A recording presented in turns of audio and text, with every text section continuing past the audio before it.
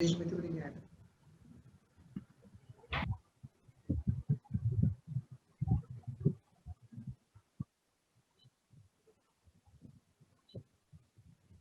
Olá, boa tarde, bom dia a todos, todas e todes. Estamos aqui em uma reunião do Casarara, muito interessante. Vamos falar sobre saúde física e mental, uma questão que tomou um nível de importância gigantesco após o confinamento.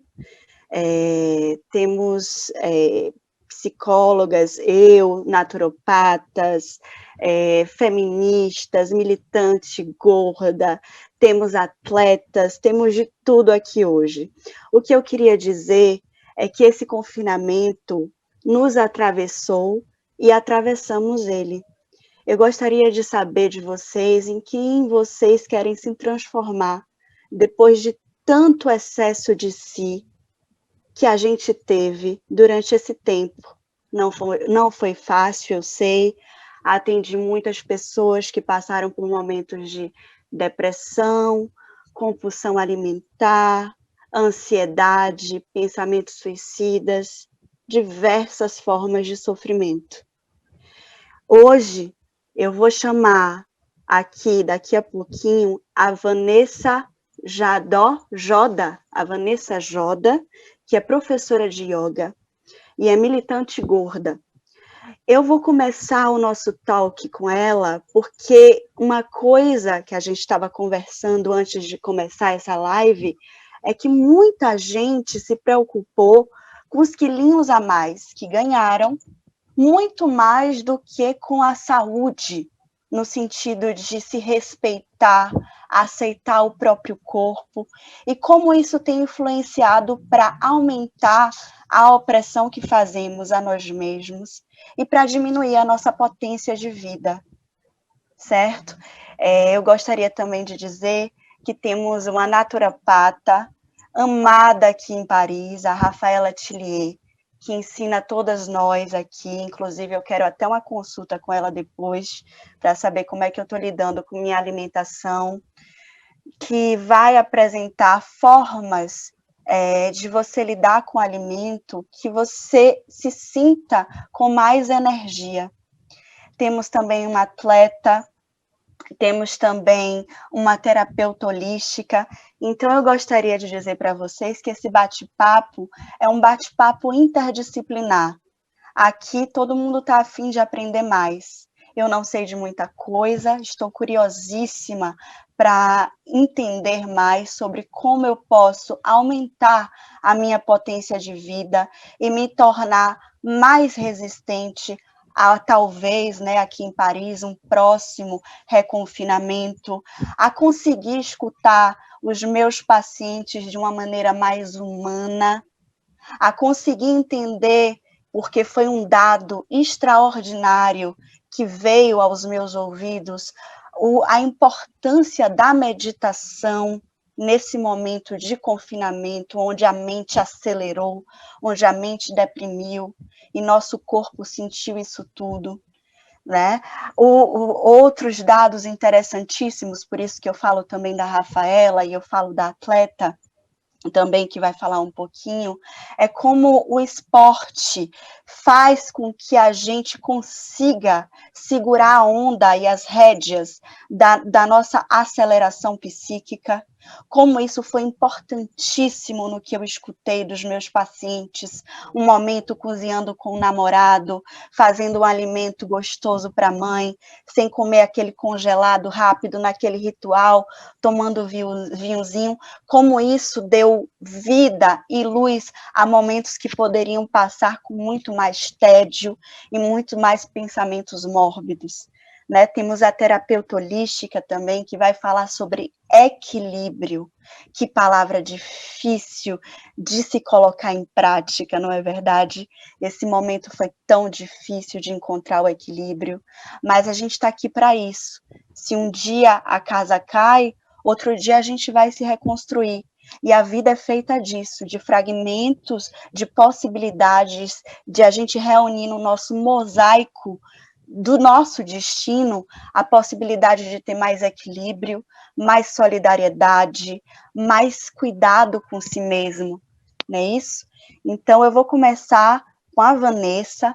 Ela vai me falar um pouquinho, Vanessa, tudo bom? Seu microfone está aberto? Tá sim. Oi, Vanessa. É um prazer estar aqui com você. Gostaria muito que você me ensinasse o que é gordofobia, de que maneira a sociedade nos empurra a sermos gordofóbicos.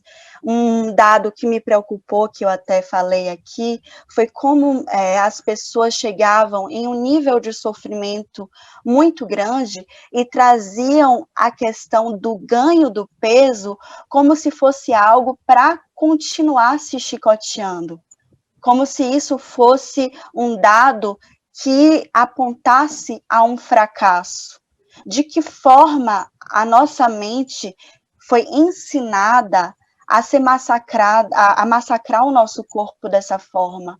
Como é que a gente pode, principalmente nós mulheres, começarmos a nos respeitar, respeitar nosso corpo, respeitar nossas vontades, respeitar nossas medidas e as nossas desmedidas. Eu gostaria que você me falasse um pouquinho do seu percurso como professora de yoga e também como militante gorda, ok? Ok, bom dia, Elô, bom dia, Francisca, bom dia, Rafaela, Jorene, bom dia a todo mundo aí da Casa Arara. Prazer enorme estar aqui e poder falar de um assunto que é pouco falado, é pouco discutido, né? E que as pessoas não se interessam, mesmo em outras causas tidas como pautas de esquerda e de diversidade, né? Bom, a gordofobia, ela é um estigma, né? Ela é a repulsa, o ódio, o nojo ao corpo gordo, né? Então, da onde vem isso? Ela vem baseada, ela é institucional, ela é estrutural, e ela vem muito bem baseada na estigmatização do corpo gordo, que é você olhar para aquele corpo e achar que aquele corpo não é capaz, achar que aquele corpo é doente, achar que aquele corpo é preguiçoso, que aquele corpo é culpado por ter aquele corpo. E a gente não para pensar que peso e medida são duas coisas que a gente não tem controle, né? A gente acha que a gente controla isso, mas a gente não controla, né? Aí a gente vai para a patologização do corpo gordo, né? Que é você olhar para aquele corpo e achar que ele é doente só por ele existir, né? Isso tudo baseado no índice do século XIX, de 1832, que foi constituído na Europa para medir uma certa cidade, né? De uma população. Então, medir a densidade ali dos corpos. A gente está falando de 200 anos atrás, isso é usado até hoje para medir saúde das pessoas, né? E que saúde que a gente está falando? Eu sou tida como obesa mórbida pelo IMC, por exemplo. O meu IMC é 43, eu tenho 1,60 m, peso 120 quilos, e eu não tenho nenhum problema de saúde. Eu acabei de fazer exames agora essa semana, eu fui pegar, eu até gravei com a médica e postei nas redes sociais, porque as pessoas ficam descrédulas de acreditar, né? E não é uma coisa só minha. Isso é uma coisa da maioria das pessoas gordas serem saudáveis e a gente não é lida como isso, né? A gente é lida como obesa. E é importante falar que a obesidade, só pela palavra, ela já é gordofóbica, porque você automaticamente intitula que uma pessoa gorda é doente, né? O que não é verdade, esse é o meu caso. E aí, a gente pensando sobre isso e sobre o IMC, a gente tem que pensar que a estrutura em 200 anos mudou, né, gente? Vamos pensar que há 200 anos atrás as pessoas eram mais baixas, as pessoas viviam menos, as pessoas não tinham tanto acesso à comida como a gente tem hoje.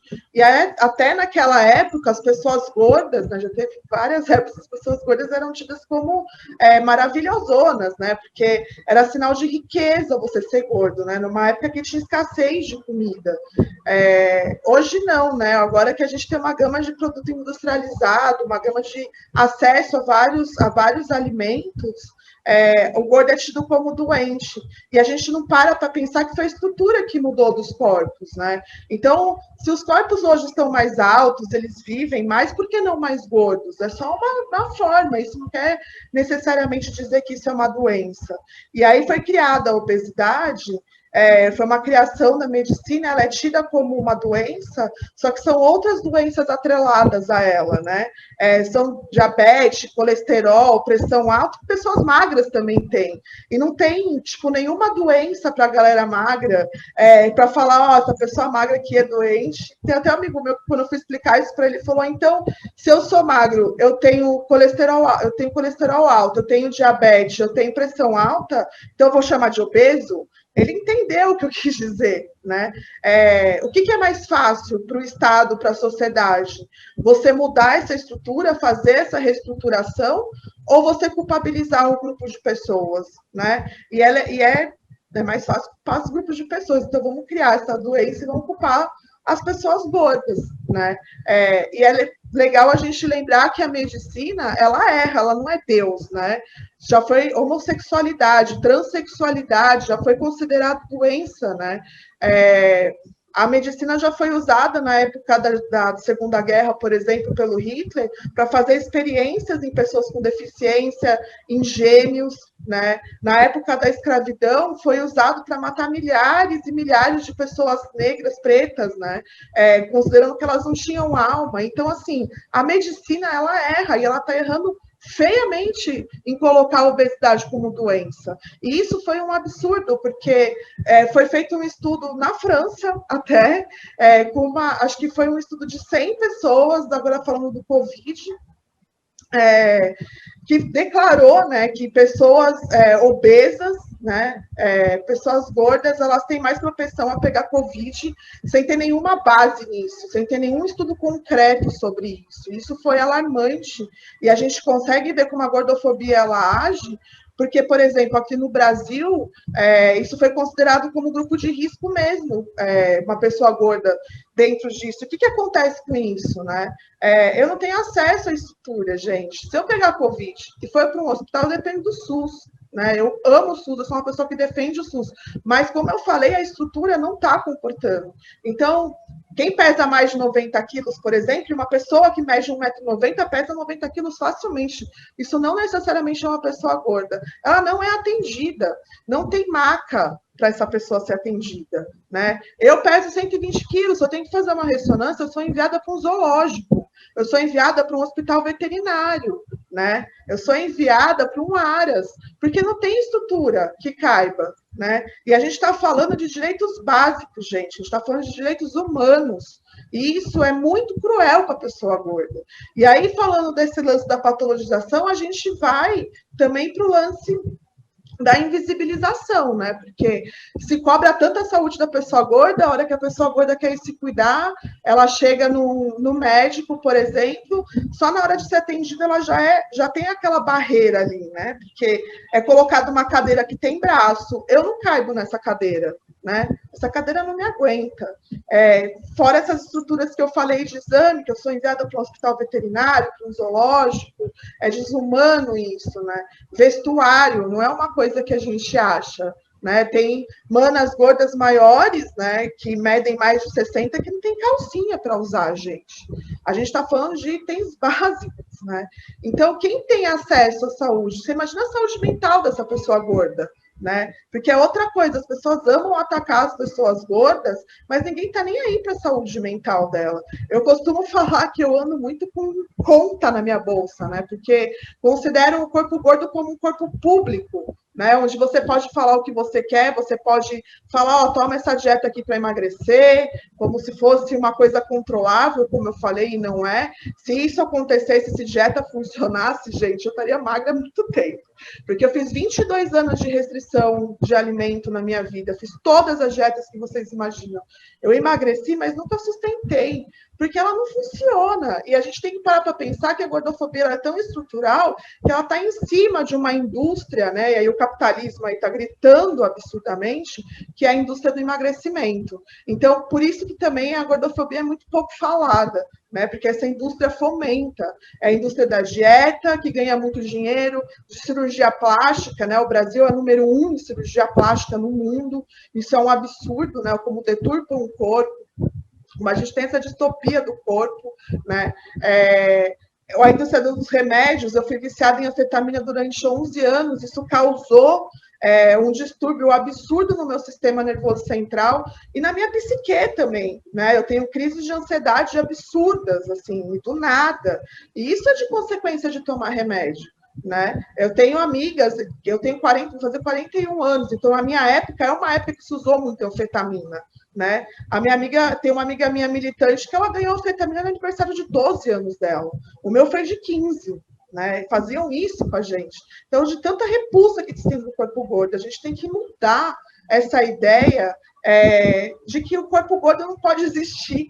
Ele pode existir, ele deve existir como qualquer outro corpo, né? E a gente pensar quem é que tem acesso a uma alimentação saudável, a essa estrutura de se cuidar, tanto fisicamente como psicologicamente também, né? E eu acho que eu era do comércio exterior, eu fiquei 20 anos trabalhando nisso e cheguei num ponto que eu falei, o que eu estou fazendo aqui? Me tornei professora de yoga porque foi yoga que fez eu voltar para o meu corpo, eu diria, né? E de me habitar nele, porque é isso. Nós, mulheres, né, lidas como mulheres ao nascer, né, a gente sofre essa pressão estética que é muito diferente de gordofobia. É bom deixar isso bem claro aqui. A gente sofre essa pressão estética da sociedade, do mundo, de ter um corpo perfeito, de não ter celulite, de ter esse padrão branco, magro, cisgênero, heteronormativo, de corpo normativo, né? E a gente sofre muito essa pressão, a gente se desconecta do corpo, a gente é ensinada a odiar o nosso corpo, né? E eu lembro que quando eu fiz a minha primeira aula de yoga, eu me reconectei com o meu corpo. A yoga faz esse sentido de você equilibrar, né? A gente está falando de equilíbrio e de equilibrar o corpo e a mente de alguma forma, né? E aí eu fui me tornar professora de yoga muito porque a yoga teve uma representatividade na minha vida e eu entendi que ela é uma filosofia de inclusão e que ela trabalha a saúde mental e física, né? Então, por que não militar sobre ela, tentando levar essa prática a pessoas que não chegam, porque infelizmente ela ainda sofre esse recorte que é elitista, né? Que é classista, que é branco, que é magro, que é cisgênero, que é de corpo normativo, né? Então, tentar levar isso a pessoas onde não chega. Então, eu faço um trabalho de ir na periferia, levar isso para a periferia, né? Faço trabalho com a galera gorda. Se você entra numa aula minha, tem uma galera preta maravilhosa, galera trans também. Então, todas essas pessoas que fogem desse recorte, né? Que tem no mundo da yoga e no mundo de acesso à saúde também, que também é elitista, né? Quem tem acesso a isso? Quem tem acesso a uma alimentação? Né? Quem pode ter acesso, por exemplo? O trabalho que eu faço na periferia aqui de São Paulo, na Zona Leste, que é lá em Guaianazes, as pessoas não tinham o que comer. Né? A gente está falando aqui, que nesse começou falando, né, Lô? Tipo, como que a gente faz para cozinhar, né? Para nosso. Eu tô aqui sozinha na pandemia, tô indo para o 7º mês aqui confinada sozinha nesse apartamento, né? Como isso mexeu comigo? Como que eu não pude fazer uma comida? E eu pensando neles lá, como eles não tinham nem o que comer. A gente pensando aqui em álcool gel, a galera não tinha nem acesso à comida. Né? Então, quem tem acesso a essa estrutura, que também é uma indústria capitalista absurda, né? Do bem-estar? Quem é que tem acesso? Acho que essa é a pergunta que eu deixo aqui. Né? Quem tem acesso a isso? As pessoas gordas não têm. Eu já falo sobre, eu já estou falando, já estou afirmando muito isso, e também outras pessoas, né? Periféricas, pessoas que não têm de uma classe social não tão que não seja de classe média para cima, que tenha dinheiro para poder gastar com isso, né? Falei para caramba, né? Eu tentei resumir um pouquinho tudo isso, porque é um assunto muito complexo, dava para ficar horas aqui falando. Você falou para caramba, mas você falou coisas essenciais. Eu lembrei de uma fala da Mariana Xavier, eu acho que você conhece aquela atriz maravilhosa, sim, falando que ela já viu umas meninas apontando para ela, olha, essa gorda e tal, nossa, vai morrer de infarto, sendo que a mana estava com um copo de uísque, fumando um cigarro atrás do outro, sem parar. Então, esse estereótipo de que ser gordo é ter um corpo doente é que adoece. Sim, é que adoece quem também, né? Exatamente, adoece. Minha mãe, você falando aí, eu lembrei de minha mãe, que ela é gorda, linda, e muito da vida dela foi lutar para ter um peso que não era o dela, ter uma forma de vida que ela gosta de comer que não era o dela, e que no fundo, agora que ela já está mais assumida, é muito mais gostoso do que passar uma vida tentando ser uma mulher que tem uma forma de gozo, sendo que ela era muito mais feliz sendo gorda, Sim. sabe? A gente fica E num eu corpo transitório, né, Elo? É isso, né? Eu cheguei a pesar metade do que eu peso hoje. Cheguei a pesar 55 quilos e foi a fase que eu estava mais doente da minha vida. E eu lembro que as pessoas olhavam para mim e falavam: Nossa, você tá linda. E eu falava: Nossa, eu tô doente. Eu tinha colesterol alto, gordura no fígado, anemia. Porque eu passava, gente, eu comia uma cenoura e tomava um copo de suco de melancia por dia. Fumava um maço de cigarro por dia e me fala onde isso é promover saúde, né? Que é que nem você está falando, chamando a mana lá de gorda, achando que gorda é um xingamento, e, gente, me chamar de gorda eu vou rir, porque eu sou gorda mesmo, isso não é um xingamento, né? E aí a mana tá lá fumando um cigarro, tomando uísque, né? o É interessante é que contraditório, né? existe realmente esse constrangimento de você dizer gorda, militante gorda. Até quando eu li, como eu nasci, a gente tem que assumir que a gente nasceu num mundo que estruturalmente é gordofóbico. Então, até quando eu li, eu tive aquele espanto e eu achei aquilo uma liberdade de você tirar do nome gorda uma palavra que exige constrangimento, silenciamento, xingamento e adoecimento de corpos que, no fundo, muitas vezes são saudáveis, muito mais saudáveis do que aqueles corpos que são admirados pelo outro, sendo esse outro o outro capitalista, o outro do patriarcado, o outro do consumo. Então, muito obrigada. Eu espero que pessoas que estão passando por essa autorrepressão, essa autorrecriminação de ser gorda, de gostar de gozar do seu corpo sendo gorda, que elas se autorizem a se identificarem como gordas e saudáveis e felizes. É muito difícil, é um processo que o outro o tempo todo vai te colocar, como você falou aí, nossa, para você ir no hospital, para você ir, às vezes, entrar num ônibus, para você ir em vários lugares, você é excluída de maneira inconsciente, então não é fácil, é isso que adoece muito mais do que você ter uns quilos a mais, do que você ter a forma que você gosta de gozar do seu corpo. Muito obrigada, Vanessa. Espero que pessoas que ganharam uns quilinhos aí nesse confinamento respeitem seus quilos, respeitem o gozo que vocês tiveram de comer, respeitem a forma do corpo de vocês. É muito difícil esse respeito. Eu estou tentando fazer a trilha do respeito do meu corpo, vejo pacientes meus tentando também, e vamos tentar sair desse lugar de exclusão, de normativa, dessa tecnologia biopolítica que nos leva a seguir um padrão e nos dilacerar, nos fragmentar numa forma de vida que é muito mais interessante para a gente e para o outro. Porque quando a gente está feliz, quando a gente se assume, a gente é melhor para a gente e para o outro. E para a gente superar isso, é preciso resistir a muitos significantes. Essas palavras é que nos adoecem. Não são nossos quilos que nos adoecem. Obrigada, Vanessa. Agora, eu gostaria de saber... Eu acho que eu vou chamar a Gerone Ferro, né? Porque a gente começou fazendo uma meditação e no bate-papo também anterior, antes de a gente começar a live, a Gerone estava falando sobre equilíbrio. E eu gostaria de saber, no trabalho terapêutico dela, de que forma ela faz com que o seu cliente, o seu paciente, chegue nesse tal do equilíbrio, que é uma corda bamba, né? Todo dia parece que a gente tem que refazer esse passinho para conseguir atingir o equilíbrio, com tantas subjetividades diferentes, subjetividades mais hiperativas, mais depressivas, com tantas dinâmicas diferentes. Como é que ela consegue, nessa pluralidade subjetiva, fazer com que a gente chegue nessa possibilidade do equilíbrio?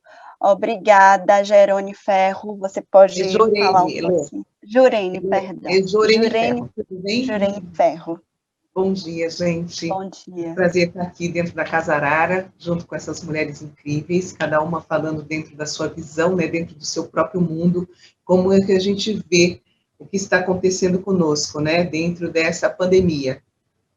Na França, eu sei que vocês entraram num controle, mas aqui no Brasil ainda não entramos nesse controle. Não existe controle no Brasil, né? Somos um país que estamos aí à beira de um colapso e estamos aí com uma pandemia ainda muito latente. E nós aqui, eu recebo muita gente em desequilíbrio. Claro, porque as pessoas que estavam acostumadas a irem para fora, ouvir os barulhos do mundo, elas não estavam acostumadas a ouvir os seus próprios barulhos internos, Elô. Então, assim, ouvir o barulho interno, porque você está confinado, ele é muito mais forte, né? Uma coisa é você ir para um retiro, você ter aí a sua prática de meditação, sua prática de autocuidado, e você se ouvir todo dia. Outra coisa são essas pessoas todas que entraram em 3, 2, 1 num confinamento, né? E aí veio o medo, né, que foi assim, é o contrário do amor, são duas forças, eu acredito nas duas forças que regem o mundo, o medo e o amor. O amor tem alguns nomes, mas o medo tem vários nomes, né, e o medo nos leva para uma guerra, o medo nos leva para um preconceito, e o medo nos leva para a escassez, leva para medo da miséria. Então, muita gente ficou em confinamento com todos esses medos, com esse medo de perder o emprego, de não ter dinheiro para se sustentar, de estar sozinho, pessoas que ficaram realmente isoladas, pessoas que tinham trabalhos incríveis, que não puderam exercer, né? Eu tenho artistas como pacientes, eu tenho empresários como pacientes, então, pequenos empresários, e as pessoas tiveram que conviver com elas e com as suas próprias famílias, para quem não morava sozinho. Isso causou grandes conflitos. Então, quando eu comecei a atender, já tendo já algum tempo online para ajudar as pessoas, porque eu tenho pacientes também de outros países, de outros estados, então eu atendo online, isso já era uma prática. Eu sempre começo com um trabalho de exercício de respiração, porque às vezes são tantos assuntos a serem falados, a pessoa só quer falar, mas ela não quer se escutar. Então, para mim, o equilíbrio vem de uma prática de se escutar todos os dias, de separar o joio do trigo dentro da sua mente e de fazer algum trabalho físico e energético. Eu acredito nisso. Claro que comer, como a Vanessa falou, tem gente que não tem o que comer. E é verdade. Né? A nível Brasil, então, nós sabemos que isso é latente, isso é presente nas nossas vidas. Nós temos aí pessoas que não têm onde morar e onde comer. Mas e quem tem? Quem tem essa abundância? Quem tem essa prosperidade dentro de casa? Como é que ela se alimentou? Como é que ela conviveu com tudo? Então, eu percebi que as pessoas entraram nos excessos. No excesso de pensamento, no excesso da alimentação, no excesso da bebida. E tudo que é demais, gente, passa. Né? Muita gente fumando muito, muita gente usando muita droga. Porque aqui nós não estamos para julgar o que a pessoa usa, para que ela se sinta bem confortável dentro dela. É claro que é um escapismo, é lógico que é, mas é um escapismo, às vezes, muito necessário.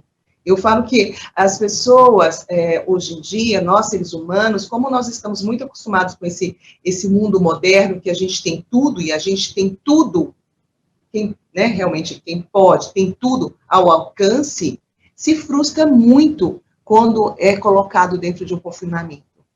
O seu ir e vir, a sua vontade de comer, a sua vontade de beber, a sua vontade de se encontrar, de usar qualquer coisa, simplesmente de sair na rua para não se ouvir, deixou muita gente frustrada.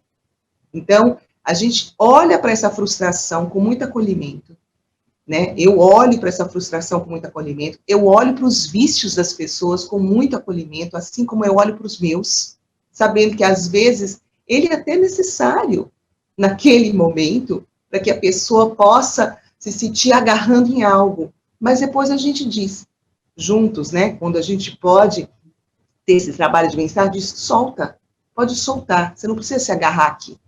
Vamos nos equilibrar de uma outra forma.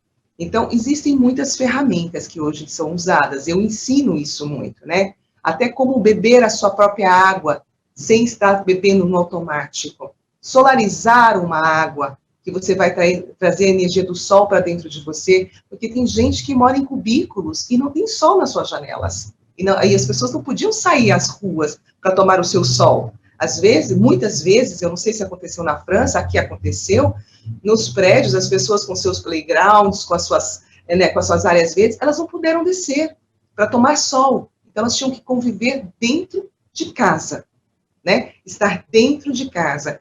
Então, eu ensinei muita gente a solarizar as suas águas, para que elas pudessem tomar essa energia do sol, né? E aí, a gente ensina a pessoa a se escutar e a meditar. Existem muitas técnicas de meditação, Elô, muitas.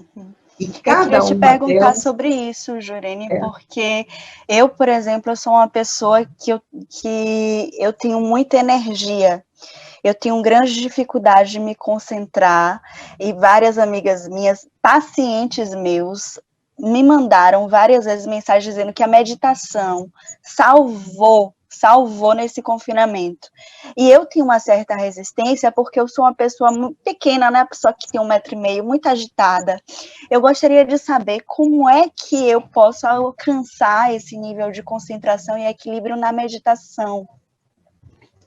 Meditação, existem algumas fórmulas, né? Existem exercícios para chegar ao estado de meditação. Nós, ocidentais, não sabemos meditar, nós não sentamos e meditamos, a não ser que estejamos bem treinados, né? O oriental, ele já tem esse silêncio, pelo menos ele tinha, né? Então, geralmente, o oriental, ele senta e consegue respirar e entra muito mais facilmente no estado de meditação. Nós, ocidentais, fomos treinados a acreditar que a nossa mente vale tudo. Que a nossa mente é suprema e ela sabe tudo. Eu costumo dizer para o meu paciente, a sua mente mente. O tempo todo. Ela te engana, ela te coloca discursos muito fortes, né, de excelência, de padrões de comportamento, padrões corporais, né, como agir, como estar, a mente fica o tempo todo sendo uma ditadora infernal. Então, quando uma pessoa como você é pequena, muito agitada, uma formiguinha atômica, você tem uma mente muito agitada também. Eu acredito que uma pessoa tão agitada, ela não consegue parar e sentar em vipassana. É simplesmente ficar respirando, sentada durante meia hora, tentando meditar. Porque a mente dela vai falar. Primeira coisa que você tem que saber, sua mente vai falar. E você só não briga com ela.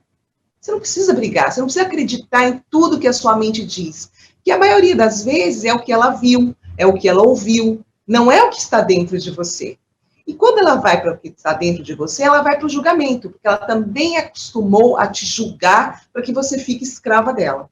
Então, pessoas muito agitadas, pessoas que têm necessidade de mover o corpo sem parar, são pessoas que precisam meditar dentro de uma meditação ativa. Então, por exemplo, a pessoa que corre, ela usa a corrida dela para meditar. Ela pode simplesmente usar a mente dela, um foco e uma atenção plena, como estão os meus joelhos quando eu corro, como está a minha postura quando eu corro, os meus ombros estão no lugar, eu estou respirando, então eu vou contar a minha respiração. Porque às vezes a pessoa entra, literalmente, numa escassez de ar, porque ela não presta atenção no que ela está, como ela está respirando, ela só presta atenção nos pensamentos dela. Então, se ela corre durante meia hora, o final é, senta, presta atenção na sua respiração, conte a sua respiração para ela voltar ao normal, e depois simplesmente fecha os olhos e deixa em silêncio. São só 5 minutos que você fica em silêncio. Se você vai entrar num estado de meditação ou não, isso depende do seu treinamento, como você foi levando a sua meditação, né? A mente, por exemplo, quando você termina de fazer o exercício de respiração, de prestar atenção naquele exercício, ela tende a começar a falar. É só não prestar atenção nela. Se ela começou a falar de novo, começa de novo o exercício de respiração, a contagem dele, e se silencia de novo. Isso é um exercício, Elô. Daqui a pouco, a sua mente vai silenciar e ela vai ficar muito bem. Existem outras formas. Por exemplo, a Vanessa faz yoga. Yoga é um exercício para te levar à meditação. Elas são práticas corporais, de alongamentos, porque a hora que você alonga teu corpo, a tua mente fica mais aberta, né? Você começa a ver o mundo de outra forma, mas também é um exercício para levar à meditação. E tem gente que é mais calmo e consegue sentar, fazer um exercício de Vipassana e meditar. Mas existem inúmeras formas. Você pode dançar enlouquecidamente, né? Você pode colocar aí uma música de tambores para você dançar, né? Você pode correr, você só pode caminhar, você pode escalar, tudo isso. Se você tem uma atenção plena ao que você está fazendo, você já está dentro de um exercício de meditação. Maravilha. Jurene, você falou um dado aí sobre pensamentos.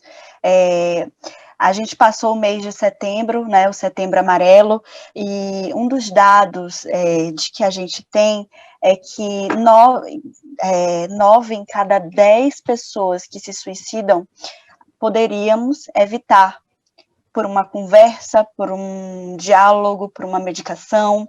E um dado que eu percebi que foi algo que me assustou bastante na escuta clínica, é essa questão dos pensamentos, que ficaram cada vez mais altos e mais intensos durante esse confinamento, que te deixa diante do seu super-eu, como diz na psicanálise, né? Diante do seu imperativo de castração, de dizer o que você tem que fazer, aquilo que você não fez, que você ainda não alcançou. Isso tudo faz com que a mente acelere. Então, acho que a meditação pode ser muito interessante para evitar essa aceleração que desencadeia uma ansiedade, uma angústia e até uma passagem ao ato mais fatal. Não é isso? É isso mesmo, eu acredito. Os pensamentos obsessivos, né, a gente chama isso de pensamentos obsessivos, eles ficaram muito mais latentes nesse momento, né? Nós tivemos aí um grande índice de suicídio ou de tentativas de suicídio. Existem também aqueles suicídios lentos, né, Elô? Então, a pessoa bebeu demais, ela entrou em coma, né? Nós temos pessoas que fizeram isso, mas são os pensamentos. Quando a pessoa não está acostumada a se escutar, no momento que ela se escuta, vem dela uma cobrança, é quase uma infecção generalizada. O pensamento, ele atordoa, né? Então, para isso, a meditação ajuda. Neste momento, eu não sei se vocês perceberam, surgiu um número enorme de meditações de frequências de sons. Eu não sei se vocês chegaram a ouvir isso, mas, assim, para todos os meus pacientes que poderiam vir para o consultório, pessoas que eu atendia online, mesmo pessoas que não tiveram condições de estar fazendo terapia porque perderam seus empregos, eu passei para muita gente frequências sonoras para acalmar os pensamentos. Isso ajudou muito. Foi muito interessante, porque eu ouvi de paciente que não pôde vir, tipo, eu estou em casa usando essa frequência sonora que você me mandou, e eu pesquisei muito na internet sobre isso. E até o meu cachorro está mais calmo, ou até o meu gato está mais calmo. Eu consegui fazer com que meu gato estivesse mais calmo e meu cachorro. E eu pensava, não, quem está calma é ela.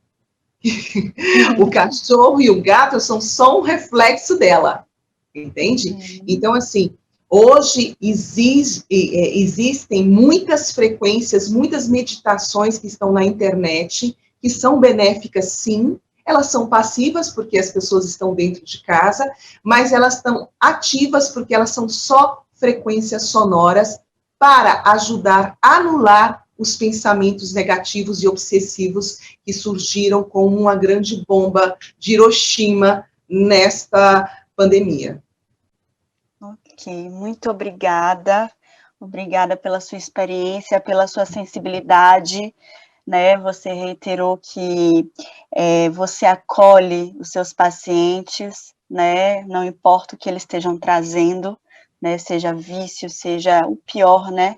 É o que a gente tem que escutar e a gente tem que acolher de coração aberto, porque cada subjetividade, cada corpo está passando por uma forma de sofrimento que se intensificou, sim, nessa questão da pandemia. Obrigada. Agora eu gostaria de saber quem é que quer continuar. A Francisca, a Rafa, quem é que quer dar continuidade primeiro? Francisca Rivu, atleta, personal trainer. Ela vai falar um pouquinho sobre como o esporte, essa prática que também deu uma certa consistência às rédeas da nossa vida psíquica nesse confinamento e também fora dele, como é que ela lida com isso, o que é que ela tem a nos dizer sobre isso. Obrigada, Francisca. Então, vocês estão me escutando bem, né? Sim. Ok, então, confinamento, então, para a gente aqui foi um pouco mais difícil que no Brasil, como você sabe, né? Então, foi um pouco duro, mais que difícil, duro, psicologicamente para muitas pessoas, para mim também, que estava com uma preparação, com 6 competições esse ano para fazer, todas canceladas, faltavam 2 ou 3 semanas para a competição, e do nada tudo foi por água abaixo, psicológico também, quando a gente fala sobre o psico da gente dentro, ou a forma de meditar, quem não está dentro desse mundo, quem está dentro desse mundo e quem não está, pensa que isso não é importante, mas é muito importante, a forma de meditar, de se acalmar, porque a gente costuma dizer dentro do bodybuilder, que se você não tem cabeça, se você não está centrado, você pode ter o corpo mais bonito do mundo, você pode ter o físico de um campeão, e você vai subir no palco e você não vai ganhar nada porque você não está centrado. Então, isso é muito importante, a meditação, você se encontrar aonde você está, ser o que você faz. Sempre eu falo para o Mário que quando a gente está fazendo alguma coisa, a gente tem que estar inteiro, né? A gente nunca tem que estar pela metade. E também, voltando lá atrás, falando sobre o tema da gordofobia também, que a mim me interessa muito esses temas, eu sou um pouco polêmica, me interessa muito, e eu tenho por hecho que algumas pessoas, quando falam de gordofobia, não sabem que também existe Vigorexia. A vigorexia. Então, as pessoas sempre... Porque o que é vigorexia? Uma pessoa que sempre tem um corpo muito bonito, mas nunca se vê. Uma pessoa que nunca está aí, as pessoas veem, não, tá bem, está ótimo. Mas como é uma coisa esteticamente bonita, as pessoas não dizem que isso é uma doença, entendeu? É uma coisa psicológica também. Existem pessoas que estão com vigorexias e não se dão conta, como é a anorexia, a pessoa que corre um pouco mais de volume, e eu vejo que é um pouco mais de falta de conhecimento, pessoas incultas que não leem, que existem biotipos de pessoas, que as pessoas nascem assim, infelizmente não tem como mudar. a gente é assim, existe muitos biotipos. Então, as pessoas julgam muito pela aparência física, por você ser gorda ou por você ser magra. Eu sou muito discriminada pelo meu corpo. Para algumas pessoas é bonito, para outras pessoas não. Então é feio. Eu sou um homem vestido vestida com um vestido, porque eu tenho músculo, eu tenho perna. Quando eu boto um vestido, me sobressaem meus músculos, meus ombros, peitoral. Então isso é, sabe, eu não sei qual é o núcleo que a gente tem que entrar para a gente se adaptar dentro do mundo que a gente está. E as pessoas não sabem que as pessoas evoluem. E a gente tem que evoluir junto, né? Não só fisicamente, mas também psicologicamente, dentro do mundo da saúde mental, não só saúde física. A saúde mental é tão importante quanto a saúde física. A gente se preocupa tanto em manter uma dieta, em comer bem, em ir para a academia, e a gente não se preocupa em que a saúde mental é tão importante quanto a saúde física. E eu sempre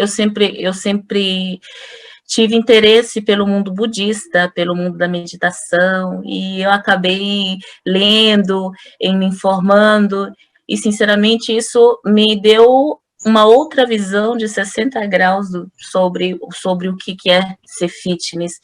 Não é só ir para a academia, malhar, a comer, ter uma alimentação, é o bem-estar mental, é o bem-estar de você estar, se te apetece, se você quer comer alguma coisa, se você quer meter o pé na jaca, como a gente fala, né, o modo popular, faça, isso faz bem para você, não é porque você ganhou uns quilinhos a mais, ou porque você perdeu uns quilinhos a menos, que você vai se sentir inferior do que você vai se sentir, gente, eu acho que isso é trabalhar o mental da gente também, né?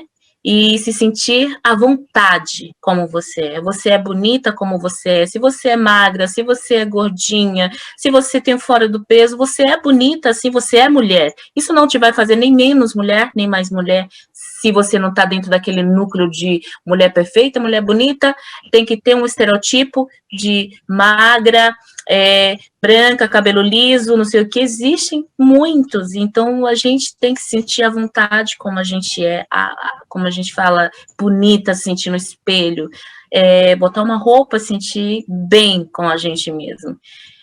Maravilha. Ok. Pessoal do Instagram, podem sair para tomar um cafezinho, daqui a pouco estaremos de volta, dando continuidade aqui com a Francisca. Eu gostaria de saber, Francisca, você me falou uma coisa sobre a vigorexia, né? Quando é que você acha que o esporte, ele começa a virar essa doença de uma busca para o corpo perfeito, e quando é que ele é algo que traz essa saúde física e mental que a gente estava falando? Quando é que você vê, talvez, um cliente seu, você que é personal trainer também, quando é que você consegue identificar que ali existe uma busca obsessiva que vai cair pela via do adoecimento, pela via da vigorexia, da constante falta de conformismo com a própria autoimagem, e quando aquele esporte entra na via da vida, de aumentar a pulsão de vida, de aumentar as possibilidades de uma saúde mental. Então, a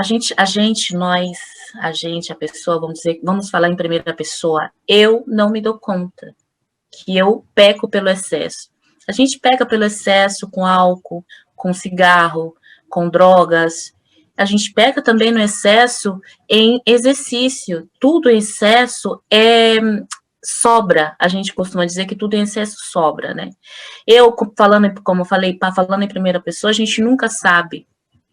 Mas isso a gente começa a influenciar ao entorno, ao vínculo familiar, a vínculos de amigos, a você mesmo. Você sabe que você está bem, mas você quer mais, a busca pela perfeição. Não existe imperfeição, não existe o corpo perfeito. As pessoas têm que entender que o que entra na cabeça das pessoas hoje em dia, de ter um corpo perfeito, ter vigor, ver uma mulher no Instagram, isso está deixando muita gente doente mentalmente. O Instagram, ele virou uma ferramenta agressiva ao corpo da mulher, agressiva ao corpo masculino. Não estamos falando só o corpo masculino, mas também o corpo feminino. Feminino, não só o corpo feminino, mas também o corpo masculino. É uma certa agressividade de ver um ideal. Isso, o que é o ideal de uma mulher perfeita ou de vir? Como é que você sabe que você já entrou nesse nível de excesso de vigor, excesso de busca do corpo perfeito? Você vai saber, você não vai se dar conta, mas você vai ver que as pessoas ao redor, por exemplo, eu, falando em mim como pessoa, sou casada há 8 anos, e eu nunca me dei conta que isso já estava interferindo na minha vida matrimonial com meu marido. Eu cheguei numa certa etapa do meu desenvolvimento muscular, agora eu estou me sentindo muito bem, sempre me senti bem comigo mesmo, mas a gente tem que acordar para a vida que o excesso sobra. Então, eu estava em uma certa etapa da minha vida que eu queria mais, buscava mais, queria mais, e eu não me dei conta que isso já estava interferindo na minha vida pessoal, na minha vida íntima com meu marido. O meu marido já não sentia mais a vontade de estar comigo, porque aquilo já mudou, já era aquela mudança de 360 graus, porque eu era muito magrinha, comecei a formar um corpo, e agora, e a busca, a gente acaba buscando a imperfeição, a gente busca tanto a perfeição que a gente acaba encontrando a imperfeição. Então, eu particularmente me dei conta quando eu vi que a minha busca do corpo perfeito já estava interferindo na minha vida matrimonial. A minha filha também falava, as pessoas falavam. Não é que eu não me importo com o que as pessoas falam, porque eu gosto de mim como eu sou, mas a gente tem que ter um limite na vida. E a gente tem que saber aceder esse limite e chegar ao limite, dizer até aqui basta, porque senão isso vai interferir mentalmente. E às vezes o que você perde lá atrás não tem como recuperar, né?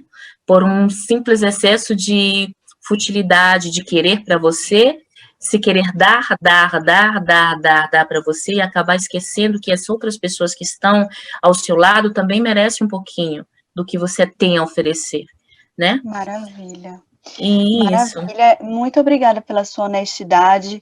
Eu acho que esse momento que você passou desse certo excesso que sobrou, muito provavelmente vai fazer com que você seja uma profissional que consiga enxergar nos seus clientes quando eles estão passando. Com certeza, tem muitas, tanto as meninas, também as mulheres. Porque eu quero, existem meninas que tinham um pouco de acima do peso, perderam, e, por exemplo, agora, quero perder mais. Gente, existem limites. O que é perder para você? Perder para você é perder tudo, e você se sentir bem, e o quê? E a saúde? Às vezes, como a Vanessa falou, às vezes uma pessoa gorda não é necessariamente insalubre, uma pessoa que não tenha saúde, entendeu? Uma pessoa gorda é uma pessoa simplesmente de uma morfologia mais avantajada, a gente costuma dizer. Você tem um excesso de gostosura, né? A gente temos excesso de gostosura. Tem pessoas que faltam e outras que têm o excesso. E eu acho que é isso, o excesso, às vezes, da gente em busca da perfeição, a gente acaba pecando. A gente tem um limite. Muito obrigada. Agora temos a nossa Rafaela Tillier, naturopata, aqui, conhecida por muitas de nós brasileiras de Paris. Eu gostaria que ela falasse um pouquinho sobre o que é a naturopatia e como a naturopatia pode influenciar positivamente no alcance da saúde física e mental. Obrigada, Rafa.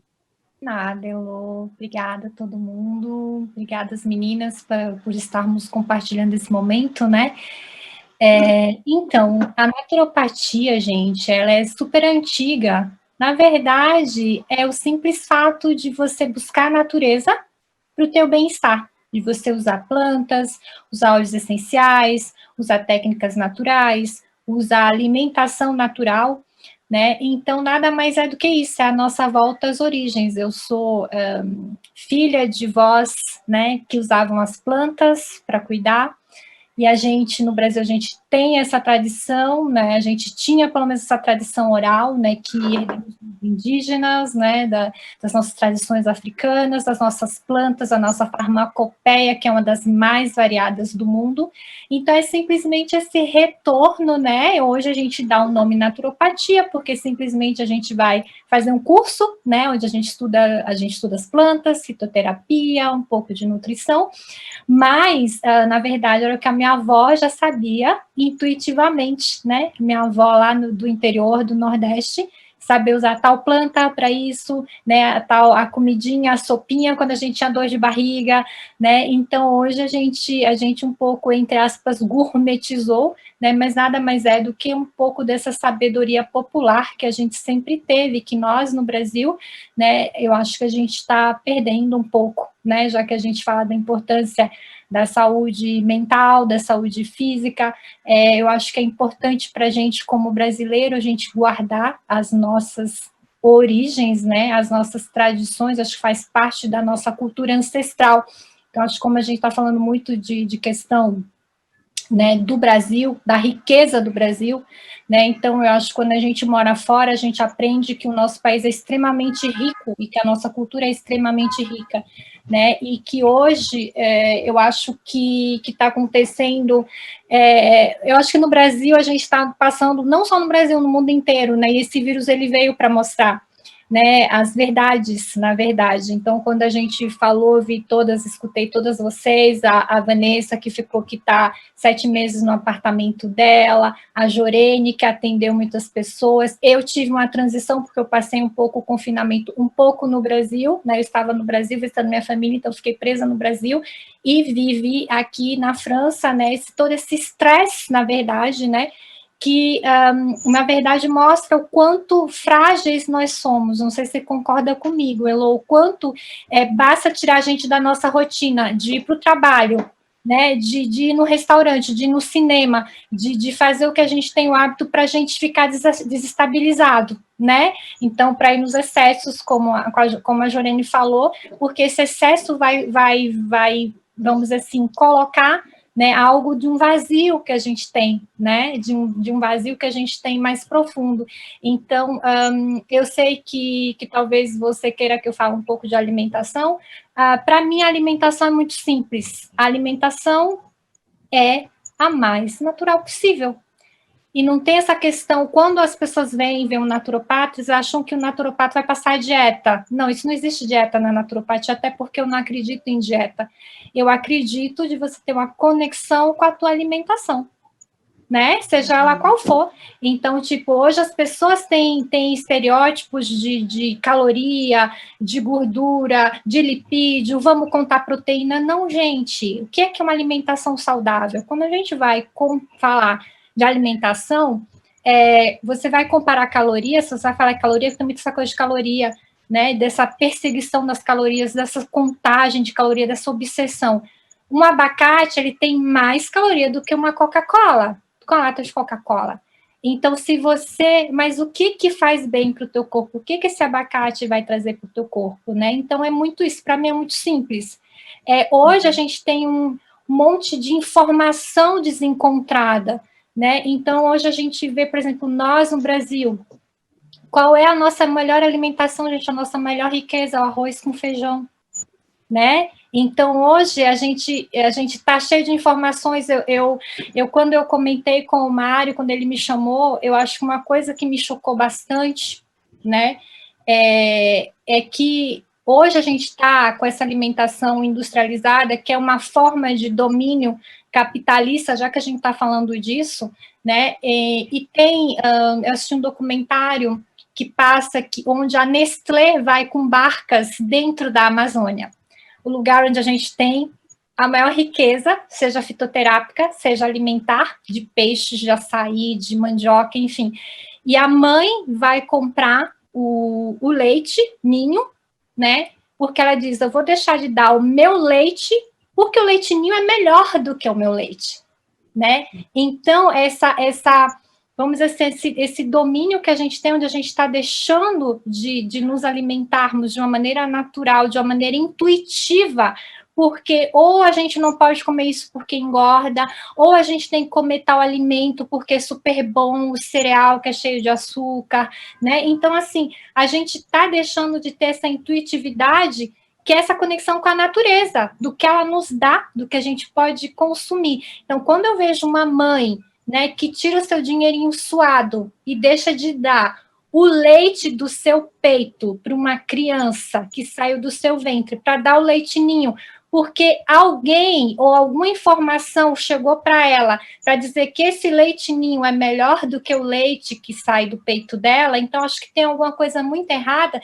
na nossa maneira hoje em dia de entender essa alimentação, de entender o que a gente pode comer, tá? Então, essa é a minha visão de alimentação. Quando uma pessoa vem no meu consultório, que ela vem falar comigo, claro, muitas pessoas vêm, Rafaela, eu gostaria de fazer uma dieta. A primeira coisa que eu digo, não, eu não faço dieta. Eu não sou nutricionista, não está dentro das minhas competências, mas eu procuro ver o que a pessoa é como um todo, né? Então, como um todo, o que está acontecendo, e na verdade ela vai ver que não era bem aquilo. Então, muitas vezes, quando a gente tem uma conversa, que é uma conversa de 1h30, não é aquilo mais importante, é outra coisa, né? Então, quando você falou da questão da ansiedade, hoje, gente, nós nunca fomos tão ansiosos. E eu digo isso, eu também sou ansiosa, né? Então, hoje, mas tua ansiedade, qual é o teu questionamento? Por que você está ansiosa? Quer saber? Vou te dar um Valium.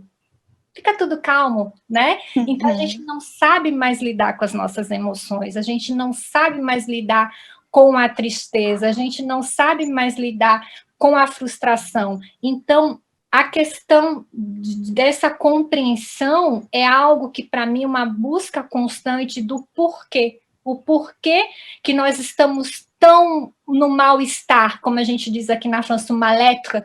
Por que a gente sente esse vazio? Por que a gente está tão mal como civilização, como mundo, como pessoas? Então, acho que o vírus, para mim, foi uma reflexão muito grande, porque, já que a gente está falando sobre isso, a questão do bem-estar, eu vi que a minha vida está planejada, eu estava no Brasil, eu ia vir aqui, eu ia fazer um ateliê. Não, e de uma hora para outra, isso não é mais importante. Por quê? Porque de uma hora para outra esse vírus ele te para e te faz pensar você e você mesmo. O que você é? Qual o sentido que tem a sua vida? Então, acho que hoje a gente está aqui também para falar um pouco disso. Para mim, bem-estar é isso. Qual o sentido da nossa vida, o porquê, os questionamentos, né? E a gente para sem essa fantasia, sem essa cosmética que a gente tem de estar trabalhando, de ter horário das 8 até às 6 da tarde, de estar nessa corrida frenética. A gente tem que se questionar o que é mais importante, o que é verdadeiramente importante. Para mim, tem 3 coisas que são importantes que a gente não pode ficar, né? Que é dormir, comer e respirar, né? Isso são coisas essenciais. Mas, além disso, o que é importante? O que me move? Né? É buscar o trabalho? É comprar tal coisa? Então, assim, eu acho que hoje o bem-estar, ele vai passar por esse questionamento do que nós somos como sociedade, né? Então, para mim, é isso, e eu, na minha visão como naturopata, então, para as pessoas que não conheciam o que é realmente ter essa visão holística, né, essa visão global do que a gente é como ser humano e de qual é o nosso verdadeiro bem-estar, porque, às vezes, o meu bem-estar, como eu me sinto bem, como eu me sinto plena, não é o mesmo da outra pessoa, e da gente buscar essa verdade, que é a verdade de cada um, e não tem verdade boa ou verdade ruim, né? É a verdade de cada um só. que a gente tem que buscar, né? E tem que ser autêntico no que a gente faz, nas nossas escolhas. Engraçado que você falou de 3 coisas aí que ficaram extremamente abaladas durante o confinamento e a pandemia, que foi o dormir, o comer e o respirar. Exatamente. Exatamente. Falando sobre o comer e a alimentação, me parece que existem alguns alimentos que podem desencadear um aumento nos neurotransmissores da felicidade, como serotonina, noradrenalina, enfim.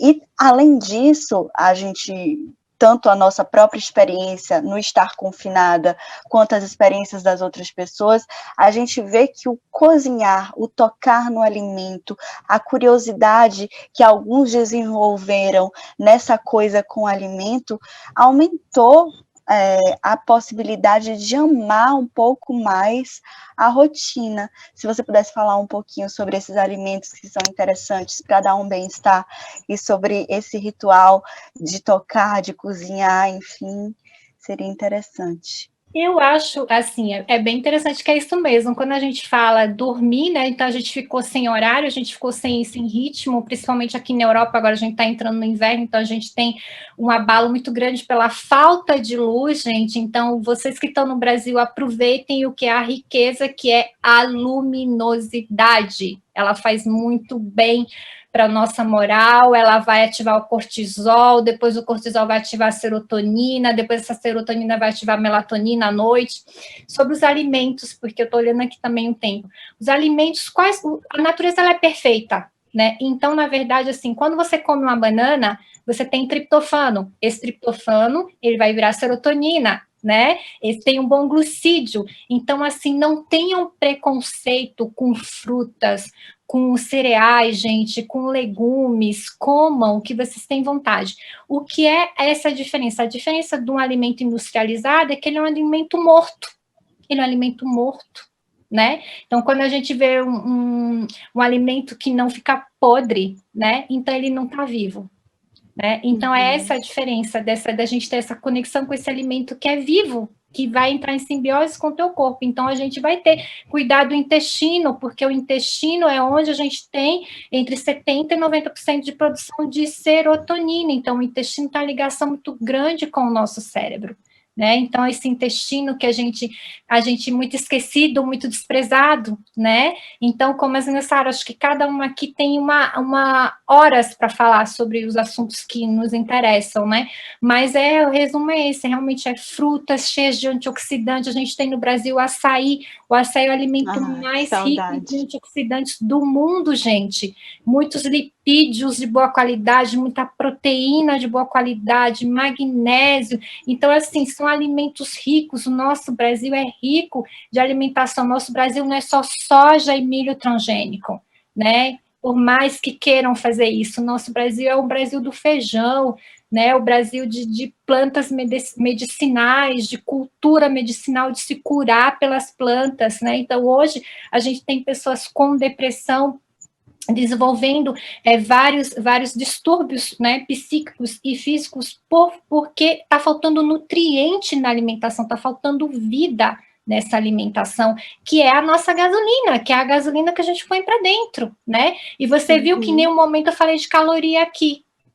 Estou falando de comida, estou falando de nutriente, estou falando de gasolina, de essência que a gente tem que pôr para dentro, né? Então, hoje a gente tem pessoas que comem, né, uma alimentação congelada, cheia de sal, cheia de aditivo. Essa pessoa está com falta de B12, está com falta de B9, está com anemia, né? Então, assim, isso é como a Vanessa falou, ela está com os exames super em dia. Então, tem pessoas que vão estar com os exames faltando, né, porque não tem o nutriente necessário para esse corpo funcionar bem dentro do que ele precisa, né? Não estou te vendo. Pronto, voltou rapidinho. Deixa eu fazer uma acrescentação. Desculpa. Uma colaboração aqui. Ela disse uma coisa extremamente importante. Gente, limpe os intestinos.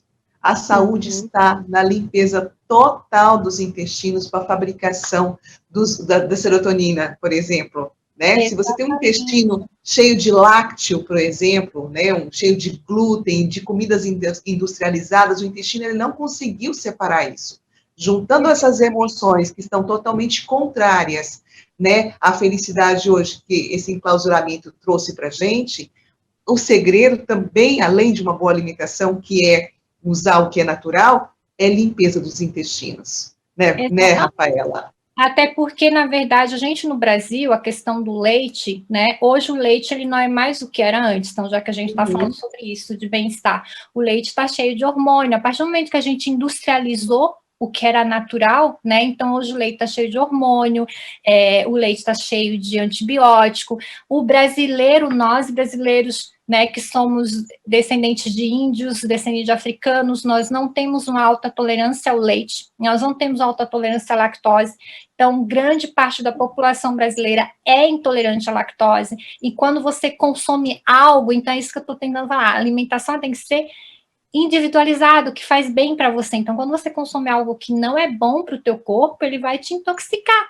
Então, é essa noção de intoxicação, de inflamação, que hoje a gente está ficando doente porque a gente está se alimentando de uma maneira que não é correta para o nosso corpo, de uma maneira que não vai trazer nutrientes, que não vai trazer vitaminas, minerais. Então, a gente tem o excesso de alimentação, mas a gente está em falta, né, de nutrientes para o nosso corpo. Tem uma amiga minha que ela é gorda, adora cozinhar, e eu tenho outra amiga que é bem magrinha e só come congelado, enlatado, sabe? E aquilo que a Vanessa falou ali atrás, né, dessa coisa, como quando você tá gorda, a pessoa já acha que você tá doente. Essa minha amiga que é gorda, ela come muito bem.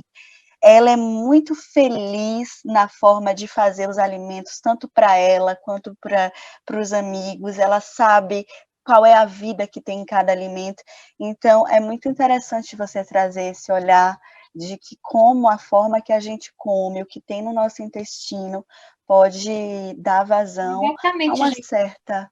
E a questão da forma do corpo de cada um é só a forma, cada um tem uma morfologia diferente, cada um, por exemplo, tem, né, uma morfologia, nós não somos todos iguais, essa diversidade que nós, como seres humanos, temos, que é o que faz que seja, né, não tem, como a Vanessa falou, há uma época atrás, né, quando a gente vai no Louvre, tem os quadros de mulheres gordas maravilhosas, né? Então, assim, hoje a gente quer impor um padrão de beleza, que é um padrão de Instagram. Eu não me incluo nesse padrão de beleza do Instagram. Por quê? Porque eu sou muito magra, entendeu? Então, assim, e porque cada um tem sua morfologia, eu sempre digo para os meus pacientes, a gente tem que estar bem dentro do que a gente é.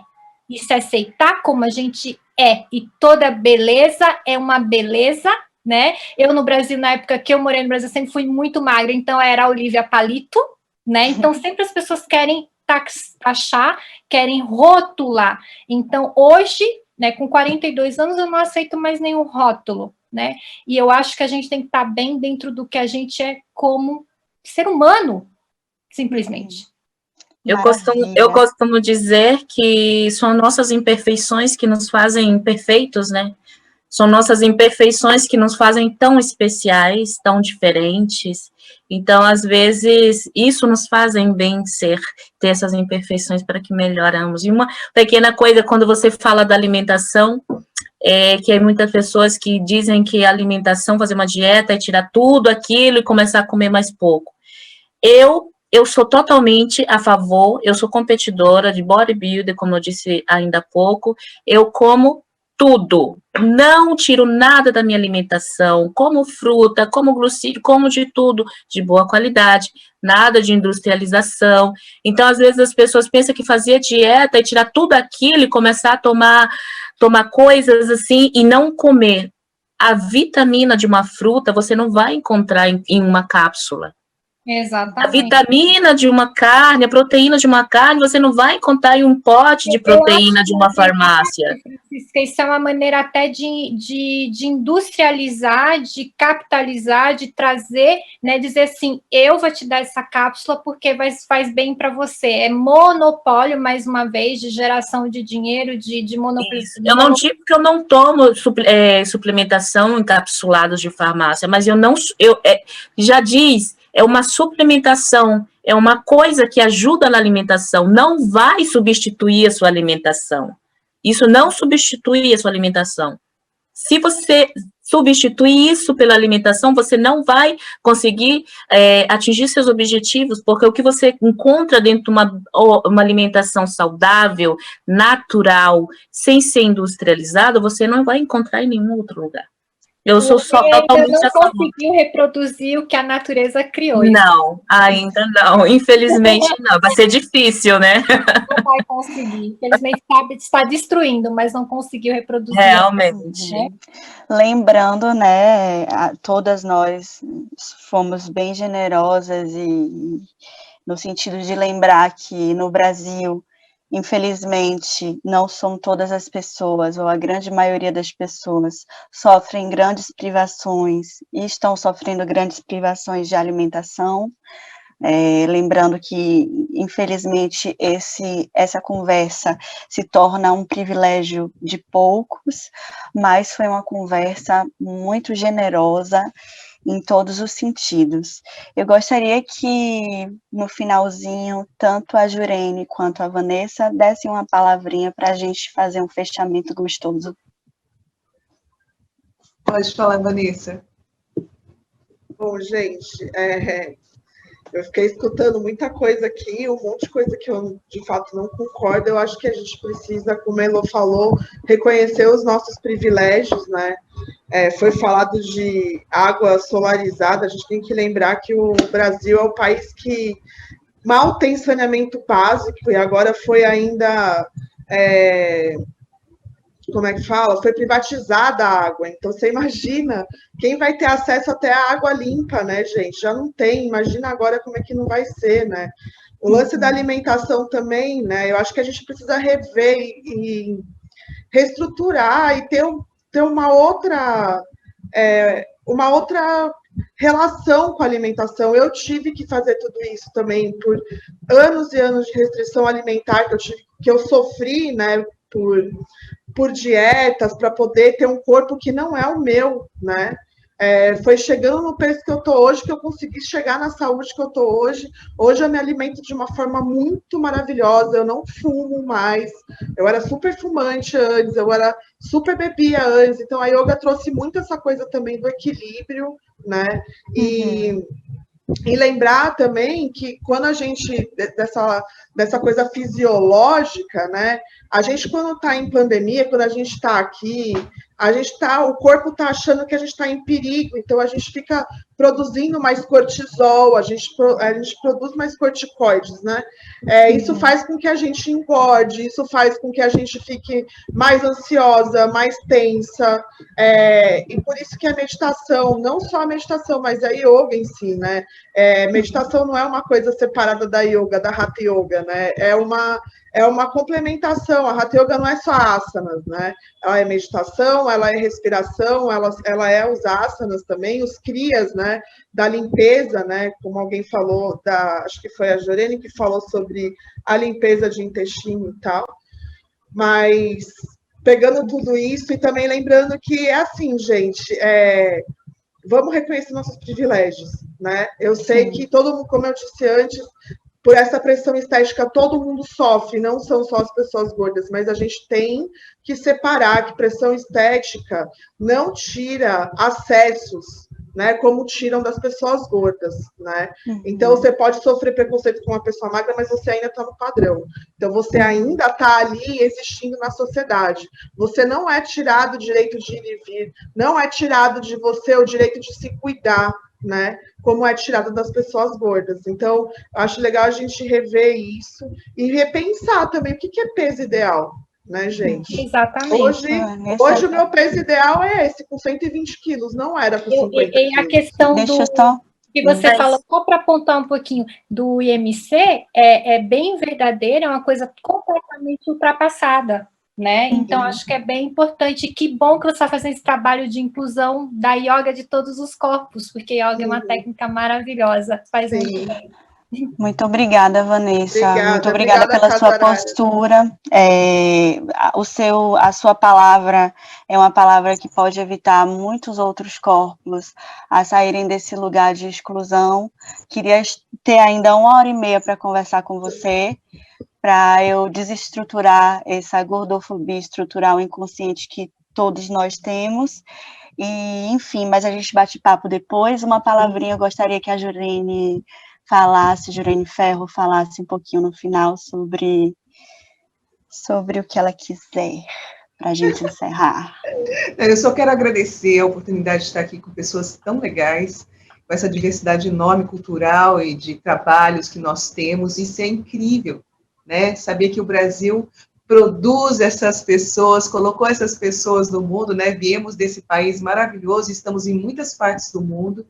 E esse encontro, para mim, ele é extremamente importante, porque agregar, acolher a diversidade, esse é o nosso trabalho, né? Então, acolher, eu acolho aquilo que é diferente. E se eu acolho aquilo que é diferente, eu posso relaxar e me acolher também. Então, eu só agradeço por estar aqui. Muito obrigada a todos vocês. Obrigada. Uma última coisa que eu queria observar, outra coisa que faz muito bem para a saúde mental e física, é sermos mais solidários, né? A gente tocou no ponto, somos privilegiados, infelizmente, esse diálogo não afeta todos os corpos, tem muitos corpos excluídos dessas possibilidades, né, porque estão em formas de sofrimento e exclusão social absurdas. Então, que sejamos mais solidários depois que tudo isso passar e durante tudo isso. Obrigada, gente, adorei. Obrigada. Muito legal. Adorei. Valeu, gente. Valeu, Casarara. Valeu, Manas. Obrigada. Valeu, Obrigada, Mário. Obrigada, Mário. Tchau, tchau.